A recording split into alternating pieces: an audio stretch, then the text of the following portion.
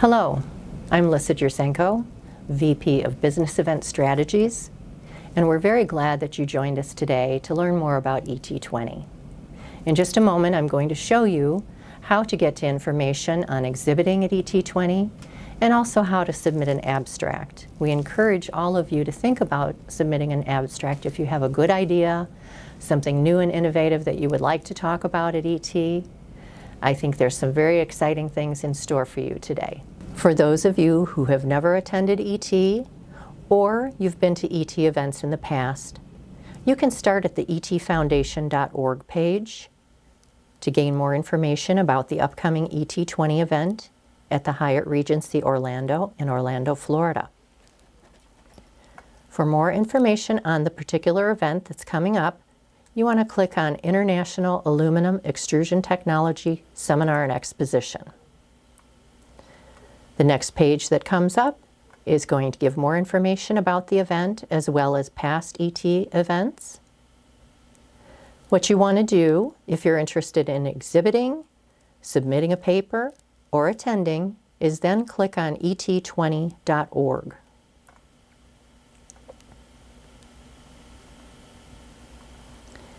We encourage people to think about submitting an abstract.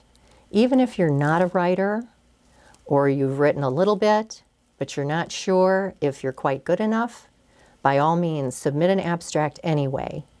Our ET Seminar Committee is on hand to help coach authors and refine papers and abstracts, so there's lots of help along the way. What you want to do is hover over for authors and click on Call for Abstracts.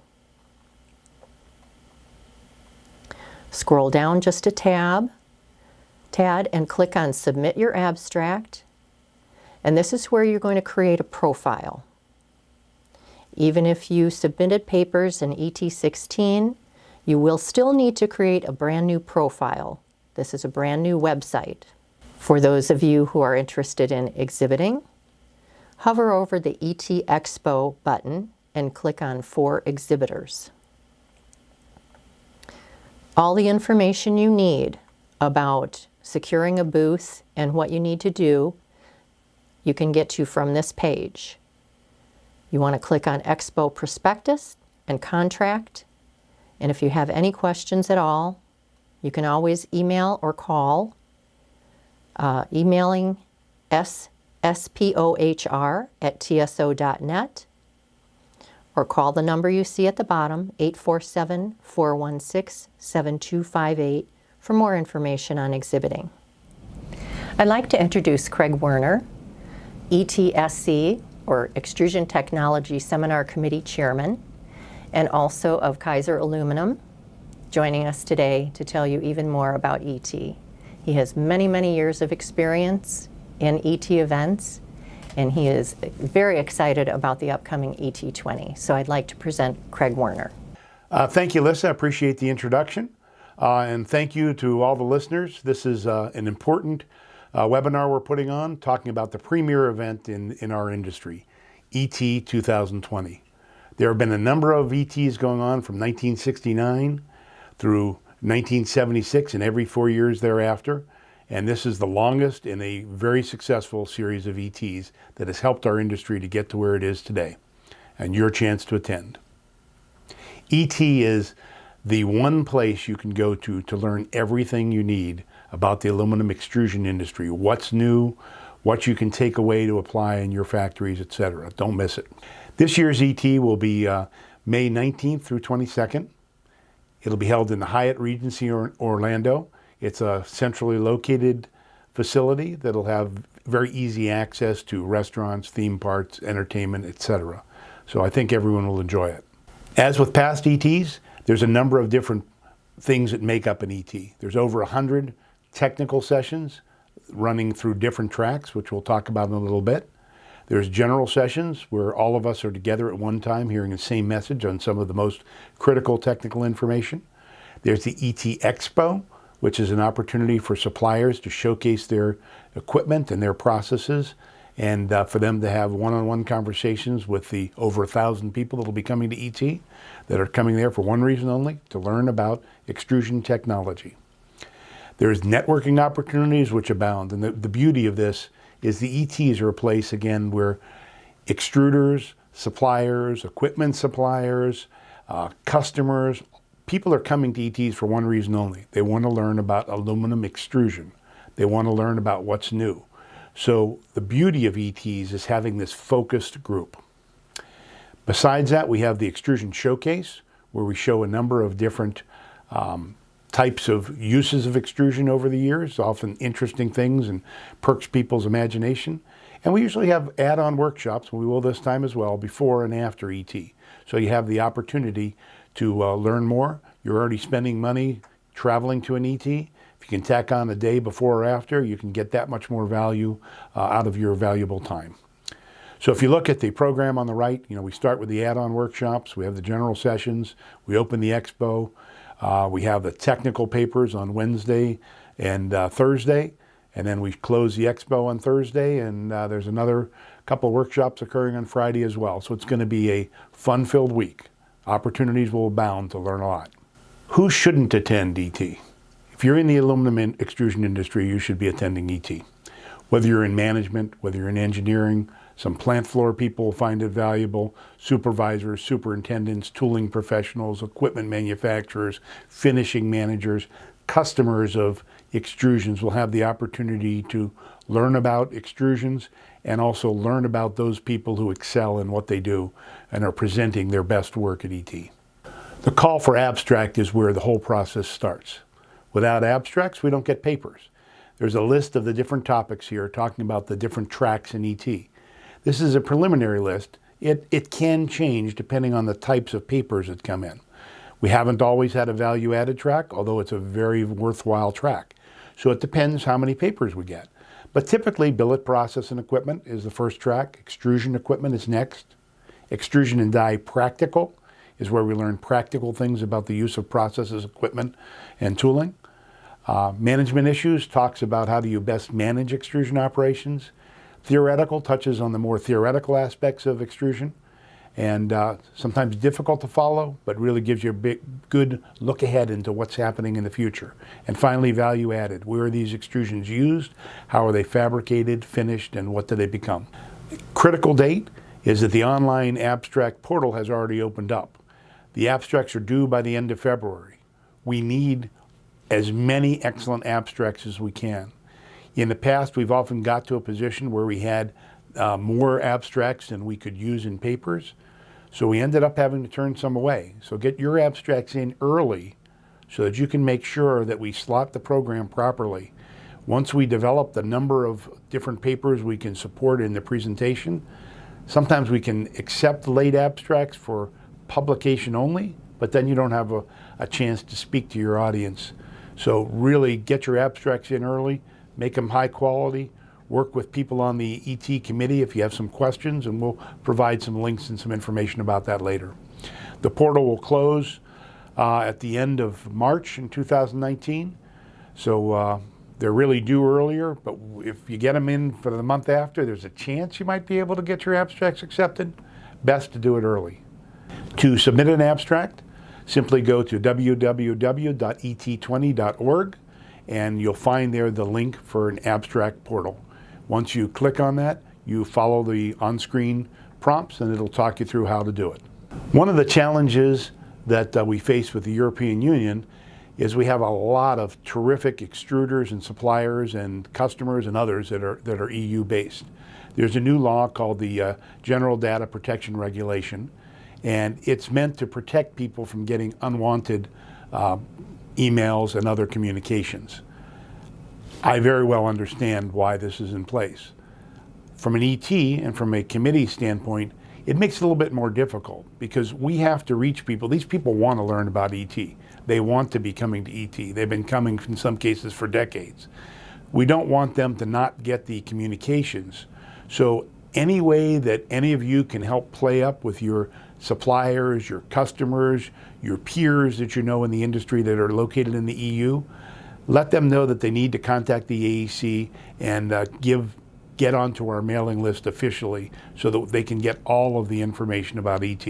We don't want them to find out about it at the last minute and have to rush and get their budgets in place and other things. Learn early and certainly make sure that they put in their abstracts as well.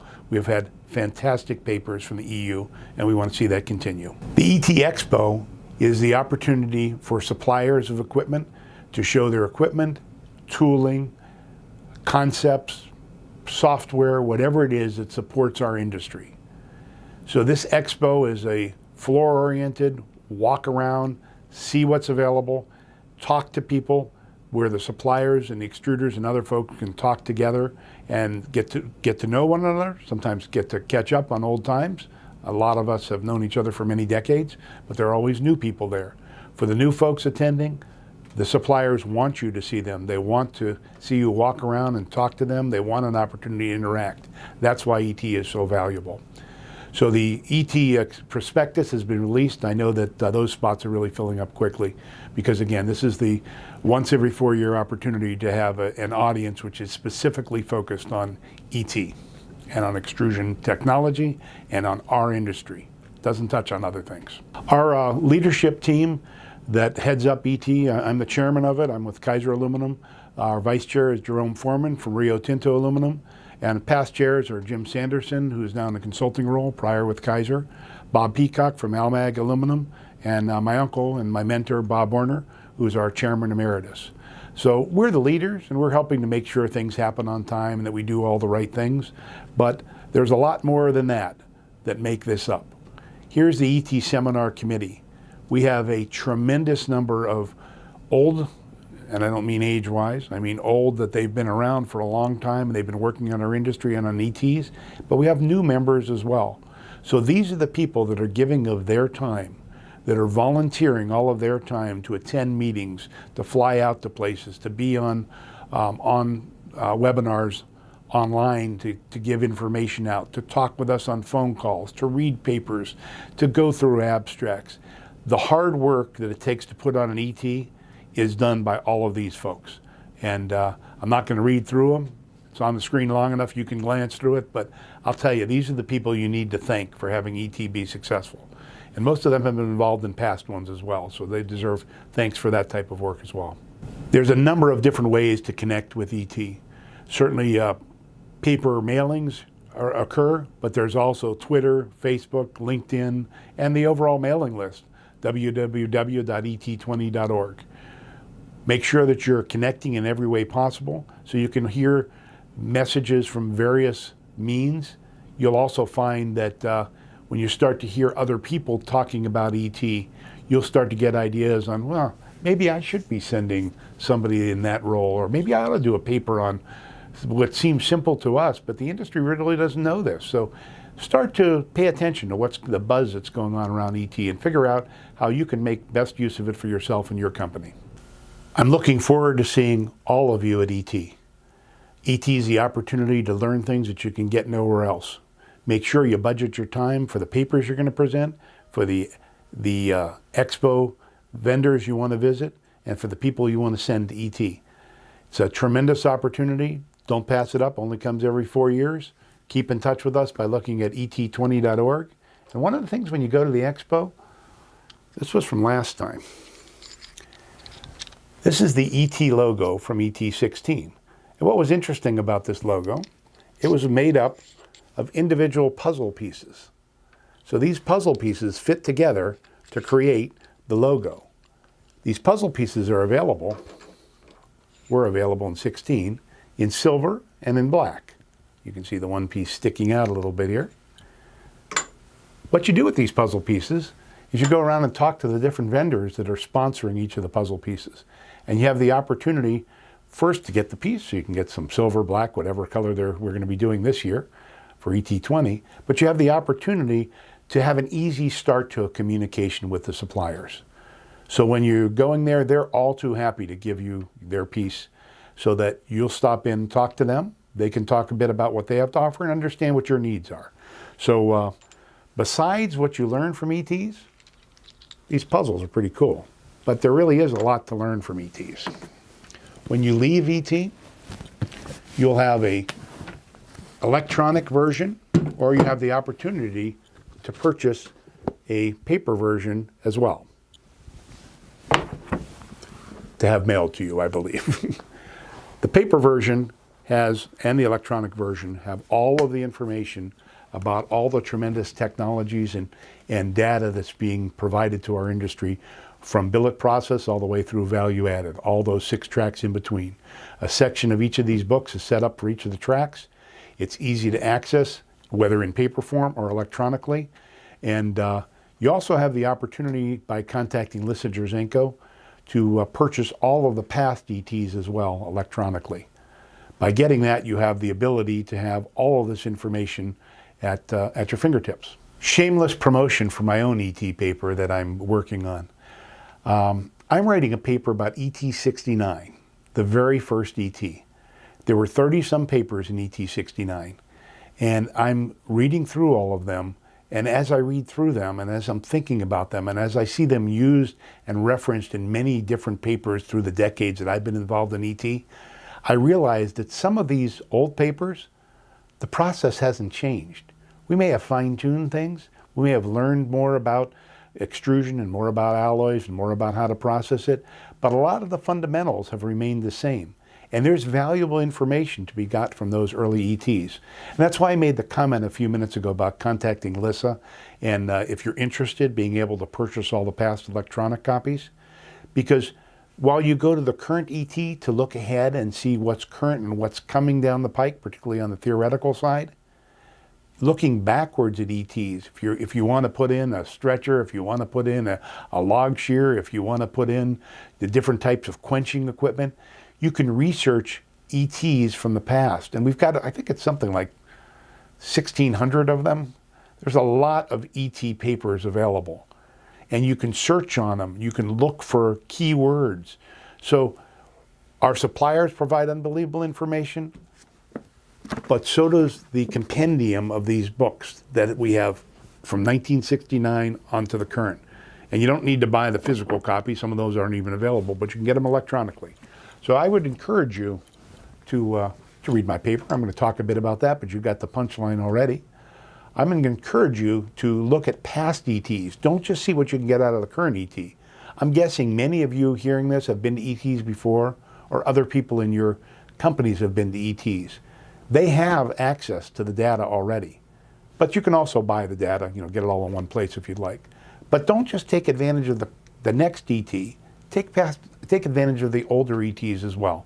That data, even going all the way back to '69, is just as valid today. 50 years ago, the technologies, the processes have changed, but the fundamentals are still the same.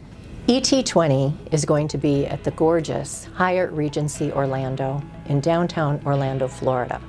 It's a very exciting place, close to restaurants, shopping, and not right at the theme parks, but close enough so that you can access them within a half hour. It's a great location, lots of nightlife and fun, and the hotel is beautiful. It's an event you're not going to want to miss. A parting thought, some of you may have questions about ET that aren't answered by going online to the et20.org site. If you do have any other questions, simply contact Lissinger Zenko, or contact information is on the screen to make it easy for you to do so.